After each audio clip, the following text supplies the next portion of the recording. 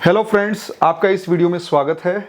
ये जो चार्ट आप देख रहे हैं, इस चार्ट से मैं आज आपको समझाऊंगा कि जो जेल जाने का योग बनता है, जो जेल जाने का प्रॉमिस राशि चार्ट से बनता है, उसमें एनर्जी के फ्लो से कैसे समझा जाए कि वो घटना घटेगी।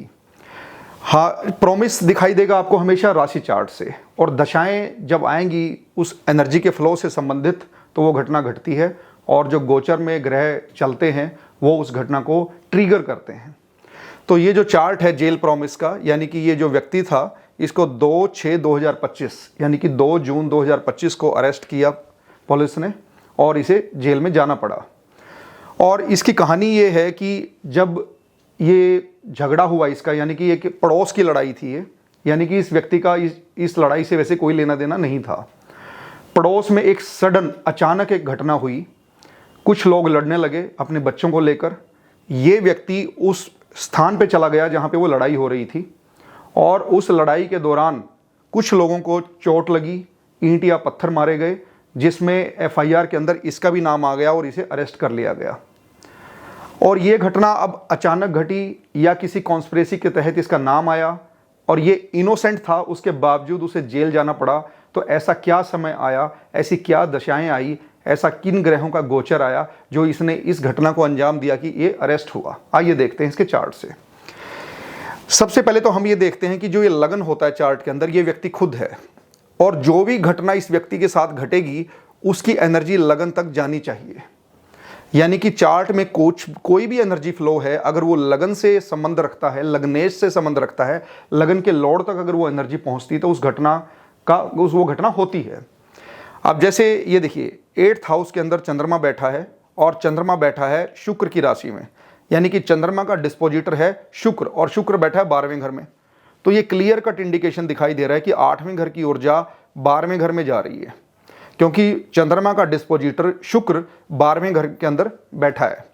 अब ये शुक्र का जो डिस्पोजिटर शनि बनता है, और शनि बैठा है 10th हाउस में, तो यानी कि 8वें घर से ऊर्जा 12वें घर में गई, और 12वें घर से ऊर्जा 10th हाउस में गई। अब शनि का डिस्पोजिटर बनता है जुपिटर, ये सैजिटेरियस साइन है 10th हाउस के अंदर, और ये इसका जो लॉर्ड है जुपिटर का, यानी कि जुपिटर ये रहा जुपिटर, यानी कि सैजिटेरियस का जो लॉर्ड है वो जुपिटर है, और जुपिटर बैठा है लगन में। यानी कि 8वें घर से ऊर्जा 12वें घर में गई, 12वें घर से ऊर्जा 10th हाउस में गई, और 10th हाउस से ऊर्जा व्यक्ति तक पहुंच गई। एक तो ये तरीका इसको समझने का। दूसरा, जो 11 नंबर साइन है 12th हाउस के अंदर, वो शनि का साइन है, और इस एक्वेरियस साइन का, यानी कि 11 नंबर साइन का, एक्वेरियस साइन का जो को लॉर्ड बनता है वो राहु बनता है। तो हम इस तरीके से भी समझ सकते हैं कि 8वें घर से ऊर्जा गई 12th हाउस पे, और राहु लगन में बैठने की वजह से डायरेक्ट ऊर्जा 12th हाउस से व्यक्ति तक पहुंच गई, लगन तक पहुंच गई। तो यानी कि 8वां घर जो है वो कॉन्स्पिरेसी है, वो सडन होने वाली घटनाएं हैं। और जो 12th हाउस है वो हॉस्पिटल का हाउस है, 12th हाउस जेल का हाउस है, 12th हाउस आइसोलेशन का हाउस है। तो 12th हाउस से ये कैसे पता चलेगा कि जेल ही होगी, क्योंकि जब 12th हाउस का संबंध शनि से या राहु से बनता है, तो ऐसी सिचुएशन में ये कहा जा सकता है कि अब वो दशा अगर आ जाए तो ये कहा जा सकता है कि व्यक्ति को जेल हो सकती है।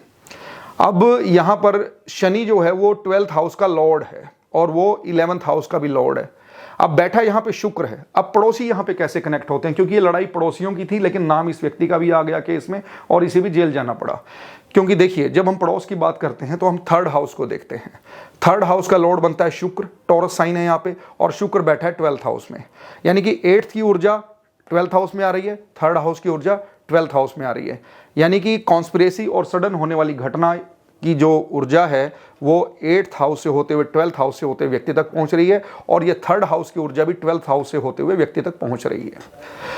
अब यहाँ पर जब हम जेल की बात करते हैं, जब हम किसी कोर्ट कचहरी की बात करते हैं, जब हम लिटिगेशन की बात करते हैं कि व्यक्ति लिटिगेशन फेस करेगा, तो उसमें 2 इंपॉर्टेंट हाउसेस का रोल जरूर आता है, 6th house and 12th house.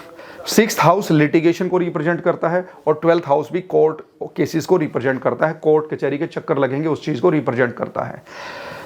6th house के अंदर आपके जो आप देखते हैं जिन एनिमीज को, वो एनिमीज आते हैं, आपको पता होता है जिन एनिमीज का, और 12th हाउस के अंदर वो एनिमीज आते हैं जिनका आपको पता ही नहीं होता, जो सीक्रेटिव एनिमीज होते हैं। तो यहाँ पर जो 6th हाउस की एनर्जी है वो लगन तक कैसे पहुँच रही है, इसको भी देखते हैं। पहली चीज़ तो ये देखिए कि 12th हाउस में जो शुक्र बैठा है, वीनस बैठा है, उसकी दृष्टि है 6th हाउस पर, यानी कि वो एक्टिवेट कर रहा है 6th हाउस को।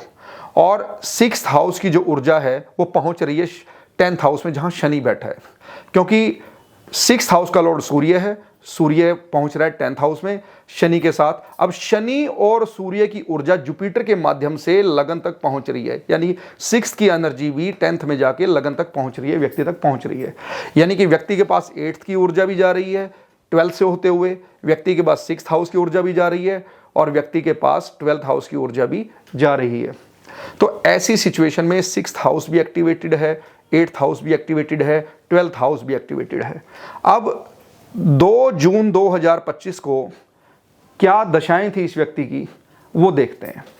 देखिए, महादशा इस व्यक्ति की चल रही थी शनि की। तो शनि की जब महादशा थी तो इसका 12th हाउस एक्टिवेटेड है, क्योंकि यहाँ पर शनि का साइन है, और इसका 11th हाउस एक्टिवेटेड है, यहाँ भी शनि का साइन है। उसके बाद शनि के बाद इसकी जो अंतरदशा थी वो शुक्र की थी। अब शुक्र यहाँ पे 12th हाउस में बैठा है, तो ये 12th हाउस फिर से एक्टिवेट हो गया। यानी कि जो ओवर एक्टिवेशन हो रहा है, यानी मल्टीपल लेयर्स में जो एक्टिवेशन हो रहा है वो 12th हाउस का हो रहा है। 12th का हाउस का जो एक्टिवेशन है वो शुक्र की वजह से भी हो रहा है, वो शनि की वजह से भी हो रहा है। अब तीसरे नंबर पे जो यहाँ पे देखिए चंद्रमा प्रतंत्र दशा के अंदर है, चंद्रमा बैठा है 8th हाउस में, तो 8th हाउस भी एक्टिवेट हो रहा है, और ये इसका डिस्पोजिटर है शुक्र, तो ये शुक्र को भी एक्टिवेट कर रहा है।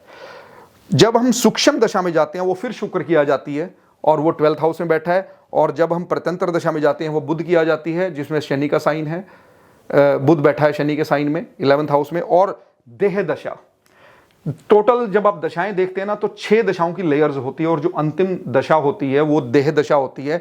देह दशा कुछ घंटों के अंदर होने वाली प्रेडिक्शन को भी बता देती है। यानी कि 2 जून 2025 को जिस समय व्यक्ति अरेस्ट हुआ उस समय देह दशा शनि की चल रही थी, और शनि 12th हाउस है। और 12th हाउस यानी कि इन सभी दशाओं को अगर हम देखें तो इसमें देखिए शनि से 12th हाउस एक्टिवेटेड है, वीनस की दशा से 12th हाउस एक्टिवेटेड है, फिर मून की वजह से भी 8th एंड 12th एक्टिवेटेड है, फिर मरकरी की वजह से 11th हाउस एक्टिवेटेड है, सैटर्न की वजह से यहाँ पे फिर से 12th हाउस एक्टिवेटेड है।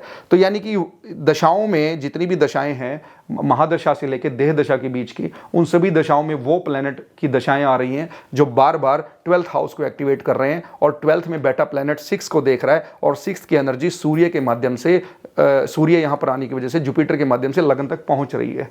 तो ऐसी सिचुएशन में ये व्यक्ति अरेस्ट हुआ, तो ये क्लियर कट इंडिकेशन है कि जब जब 12th हाउस की और 6th हाउस की दशाएं मिलती हैं, या 12th हाउस और 6th हाउस की एनर्जीज मिलती हैं, व्यक्ति तक पहुंचती है, तो ऐसी सिचुएशन में अगर वहां पे शनि का रोल आ जाए, राहु का रोल आ जाए, तो वहां पर जेल होने की संभावनाएं रहती हैं, और जेल हो जाती है। अब यहां पर एक चीज और देखने की बात है, जो ये 12th हाउस है, यहां पर दृष्टि किस किस की आ रही है। देखिए, शनि बैठा है 10th हाउस में, लेकिन शनि की तीसरी दृष्टि पहुंच रही है 12th हाउस पे, और शनि अपने ही हाउस को देख रहा है 12th हाउस को। यानी कि जब कोई ग्रह अपने ही हाउस को देखता है तो उसको बेटर करता है, उसे स्ट्रॉन्ग करता है। तो यहां पर 12th हाउस स्ट्रॉन्ग हो रहा है, लेकिन 6th हाउस का, 8th हाउस का और 12th हाउस का स्ट्रॉन्ग होना अच्छा नहीं माना जाता। तो शनि की दृष्टि जब यहां 12th हाउस में जा रही है तो वो सूर्य की एनर्जी को भी कैरी करके लेके जा रहा है, क्योंकि सूर्य शनि के साथ बैठा है, और सूर्य यहाँ पे 6th का लॉर्ड है। अब सूर्य सरकार को रिप्रेजेंट करता है, शासन को रिप्रेजेंट करता है, गवर्नमेंट को रिप्रेजेंट करता है। तो ऐसी सिचुएशन में 6th का लॉर्ड जब 12th के लॉर्ड के साथ 10th हाउस में मिल रहा है, तो मान और सम्मान की हानि की बात भी करता है, सरकार की तरफ से कुछ पनिशमेंट की बात भी करता है। और ये जो 12th हाउस का शुक्र है, यहाँ पे मंगल की दृष्टि भी आप देखिए 1 2 3 4, यानी कि इस शुक्र पर या इस 12th हाउस पर शनि की दृष्टि पड़ रही है, जो सूर्य की एनर्जी को भी कैरी कर रहा है, और इस 12th हाउस पर मंगल की 4th दृष्टि भी जा रही है। तो इस तरीके से हम ये देख रहे हैं कि 12th हाउस डोमिनेंट है, 12th हाउस यहाँ पे हाईली एक्टिव है, और ये 12th हाउस की एनर्जी सारी की सारी पहुँच रही है व्यक्ति तक।